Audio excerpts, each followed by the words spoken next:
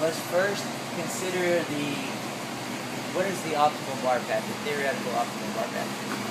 So you said have you done a lot of studying too, like on not as much as he does. In your studies, have you come across the term theoretical optimal bar path? I'm not familiar with the term. Okay, you will, because you're going to continue to study, and you're going to continue to look into weightlifting, and you're going to come across it. So theoretical optimal bar path. So keep in mind that. Think about that word, theoretical. Right. So that means it's only in theory that it's the most optimal way to move the bar. That's the first thing. Okay.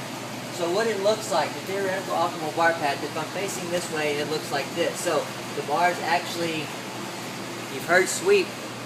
It's actually sweeping back into you right here. So this is our transition point position. So it's sweeping back into you, and then you're kind of going from there. And the bar goes out and around a little bit. So since you've swept it back in and the bar's close, this portion of the lift is limited. Okay. Mm-hmm.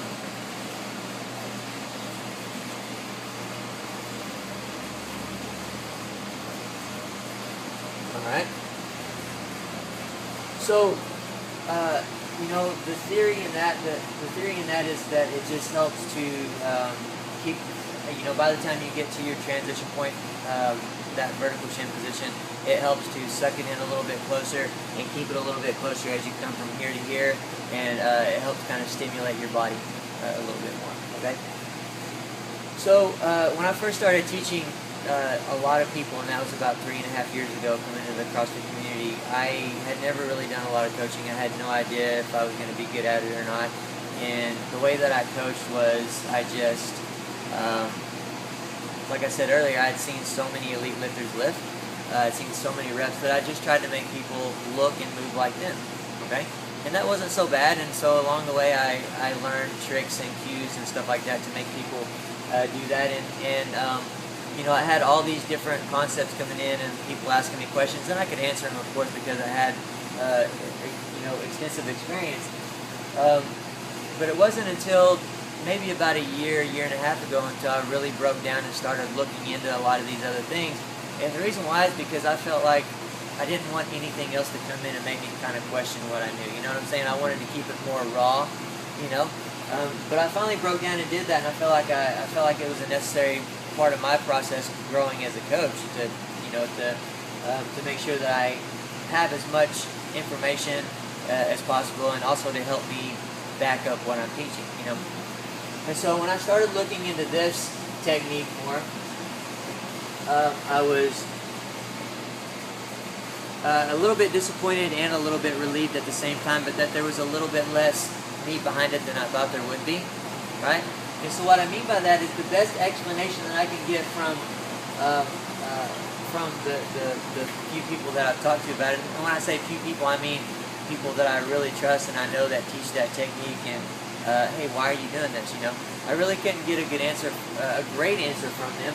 And the best answer that I can come up with for somebody to teach this bar path is because, or for somebody to put a lifter in a start position that will allow them to create this bar path, is that it just allows them to create that bar path. So that's kind of the best reason that I can get for it. So I'll go over the differences in those start positions, but let me talk about this a little bit more. So think about what this means right here.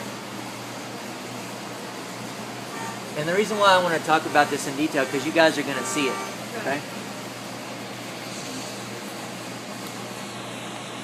That means that you have to displace the bar. I will tell you that that basic concept of the shortest distance between 2 points is a straight line, right? That still makes sense to me. Like, especially with heavier and heavier weight, the bar wants to move in a straight line, and if you're doing this, don't get me wrong, this is a legitimate technique. There's a lot of lifters that do it, but I still cannot make it make sense to me in my head to displace the bar, especially with a max snatch or a max clean. Why displace the bar if you don't have to, okay?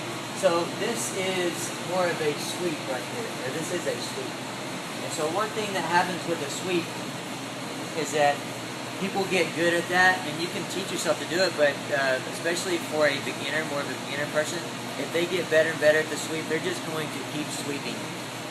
once they get past the knee, where you need to now go straight back, they tend to sweep too much, and so they'll come like way too far back on their heels. And so when you do that, what happens when you extend is that. So you have excess here and excess here. Does that make sense? So that's more likely to happen. Now, as far as a start position, where do you start somebody to allow them to be able to do that? One thing that you do, so in the start position that I like, it's more of a posterior chain activated start position, and so to accomplish this bar path, the coach will either teach that start position and then set the bar, 2 to 3 or 4 inches away from the shins. So if the bar is 2 or 3 or 4 inches away from the shins, then you're going to have, as you stand, you're going to have to sweep it. You're going to have to work really hard to pull it back in, because the goal is the same, is to create that same vertical shin position with the bar above the knee. That's still the goal in either movement. Okay.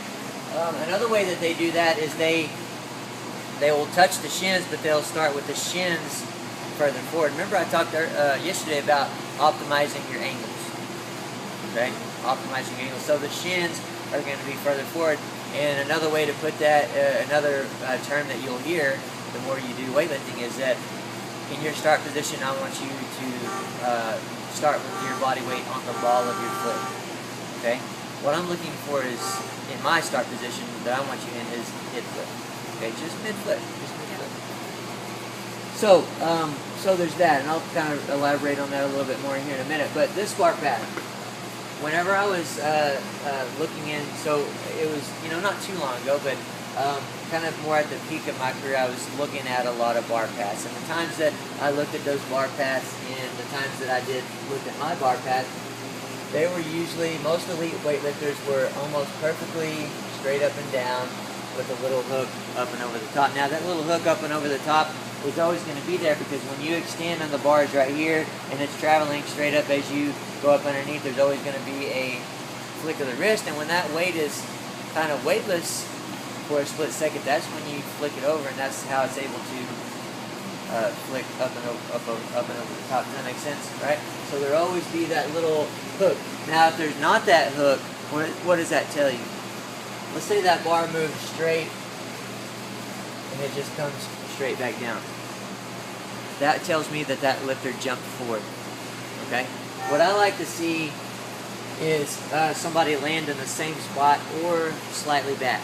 Most elite weightlifters, when I watched them over and over and over again, most of them always had at least a slight jump back.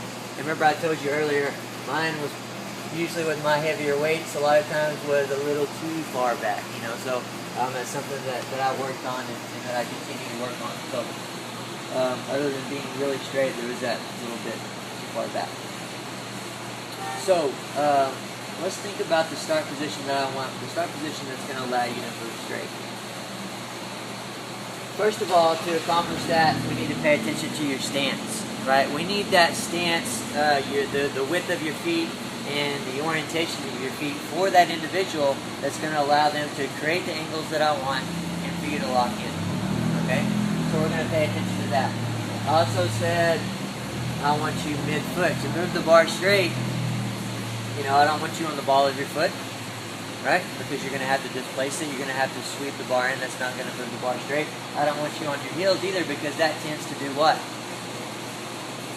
Equal and opposite reaction the other way. It tends to actually drag everything, the body and the bar forward. Let's consider a deadlift start position. So, how long have you guys been lifting? Close to 2